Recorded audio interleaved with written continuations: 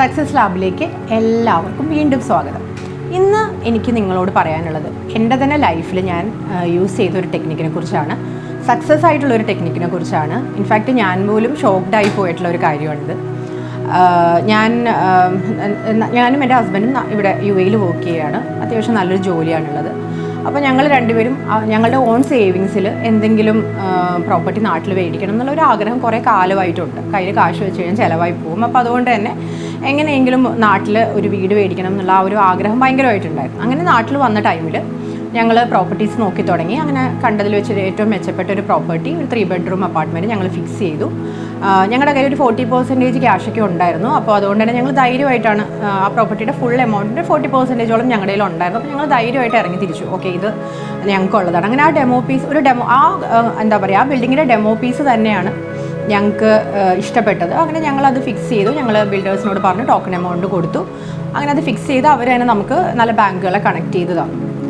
അപ്പോൾ ബാങ്കിൽ ഫസ്റ്റ് ഞങ്ങൾ ലോൺ അപ്ലൈ ചെയ്ത സമയത്ത് ഞങ്ങൾക്ക് എന്താ പറയുക, ആ ലോണിന് അഗെയിൻസ്റ്റ് ആയിട്ട് എവരി മന്ത് പേയ്മെൻറ്റ് ചെയ്യാനായിട്ടുള്ള എന്താ പറയുക ക്യാഷും ഞങ്ങളുടെ കയ്യിലുണ്ട്. ഞങ്ങളുടെ രണ്ടുപേർക്കും നല്ല ജോലിയാണുള്ളത്. അപ്പോൾ ആ ഒരു കോൺഫിഡൻസ് ഉണ്ട്.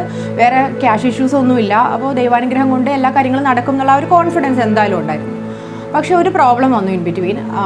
ഞങ്ങൾ കോവിഡിൻ്റെ ടൈമിൽ ഞങ്ങൾക്ക് രണ്ടുപേർക്കും ജോലിക്ക് ഇഷ്യൂസ് ഉണ്ടായി. ആ ടൈമിൽ ഞങ്ങൾക്ക് ബാങ്ക് ലോൺസ് അടയ്ക്കാൻ പറ്റാതെ പോയി. കുറച്ചൊന്ന് ഡിലേ ആയി. അപ്പോൾ അത് പക്ഷേ അതൊക്കെ ഇവിടെ വളരെ നോർമലായിട്ടുള്ളൊരു കാര്യമായിരുന്നു ആ സമയത്ത് ഞങ്ങൾക്ക്. പക്ഷേ പിന്നീട് സാവകാശം കിട്ടി. ഞങ്ങൾ ഫുൾ ക്ലിയർ ചെയ്തു. വേറെ ലൈബിലിറ്റീസ് ഒന്നും ബാങ്കുകളായിട്ട് ഉണ്ടായിരുന്നില്ല.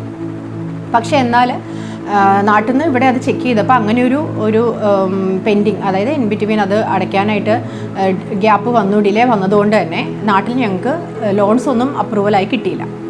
അപ്പോൾ അത് കാരണം തന്നെ ആ ഡെമോ പീസ് എന്ന് പറഞ്ഞാൽ ഞങ്ങളൊരു സ്വപ്നത്തിലൊക്കെ ആഗ്രഹിക്കുന്ന പോലത്തെ ഒരു വീടായിരുന്നു. അപ്പോൾ അത് ഞങ്ങളുടെ ഫാമിലിയിൽ എല്ലാവരും ഒരുമിച്ച് ആഗ്രഹിച്ചു പോയൊരു വീട്. ആ വീട് ഞങ്ങൾക്ക് വേണം എന്നുള്ളത് ഞങ്ങളെല്ലാവരും ഒരുമിച്ച് ആഗ്രഹിച്ചിട്ടുള്ളൊരു കാര്യമായിരുന്നു.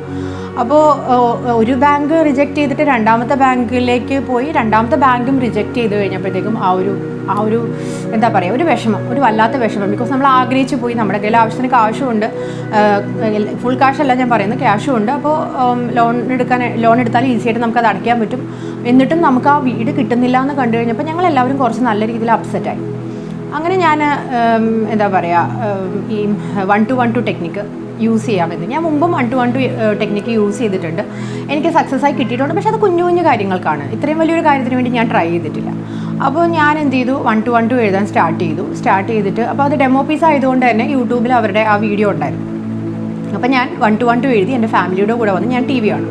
ആ ഒരു പർട്ടിക്കുലർ ടൈമിൽ ഞാൻ 1-to-1-2 എഴുതിയിട്ട് ഞാൻ വന്ന് TV ഓൺ ചെയ്ത് ഞാൻ യൂട്യൂബിൽ ഇത് കണ്ടുകൊണ്ടിരിക്കും. കാണുന്ന സമയത്ത് ഞാനിങ്ങനെ പ്ലാൻ ചെയ്യും, ഓക്കെ ഈ വീട്ടിൽ എന്താ പറയുക, എൻ്റെ ഗാർഡൻ ഞാൻ ഇങ്ങനെ സെറ്റ് ചെയ്യും.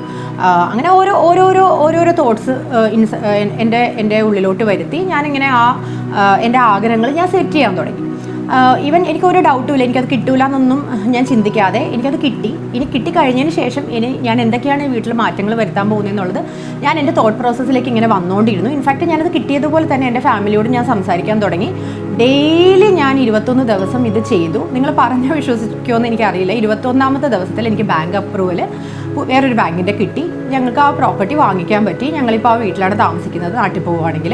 അപ്പോൾ ഈ ഒരു ടെക്നിക്ക് ഭയങ്കര പവർഫുള്ളാണ്. ഇതെങ്ങനെ എഴുതേണ്ടതെന്ന് വെച്ച് കഴിഞ്ഞാൽ നിങ്ങളുടെ ഇടതുവശത്തെ വിരലിൽ, നിങ്ങളുടെ ഈ ഇടതുവശത്തെ ഈ വിരലിൽ ഗ്രീൻ കളർ പെന്നോ അല്ലെങ്കിൽ നിങ്ങൾ